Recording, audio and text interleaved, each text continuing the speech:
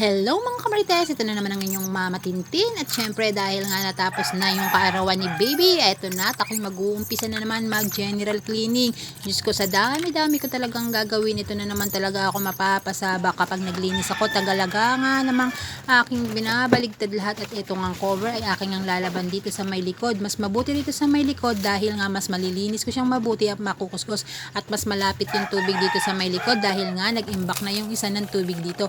At yan nga, habang nilalaban ko nga itong cover ng aming lamesa at yan kinukusot ko na siya at binabras at syempre lagyan natin siya ng Sunrox para talaga manatili yung kanyang pagkaputi.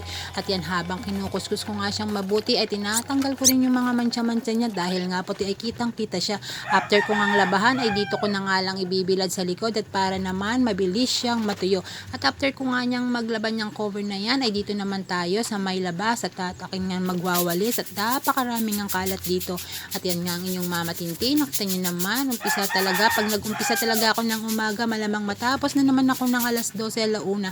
At yan nga dito sa may harapan, aking ang nililinis at yung mga halaman ko. At yan, pati nga itong mga bato-bato ay aking nga ang inaayos. So tingnan nyo naman at magdidilig na tayo. At tingnan nyo naman mga kamarites, ang dami ko talagang gagawin. O dilig-dilig din pag may time. At syempre dito naman tayo sa may gilid. At ito bahay nga nito ay akala may napakalaki pero ang liit-liit lang, ganito talaga ako. Gusto ko malinis ang buong paligid lalo na't may mga damo-damo kasi dyan. O ayan mga kamarites, tingnan nyo naman, malinis na siya at back na lang tayo ulit at may part 2 po ito. Maraming salamat. Like and follow.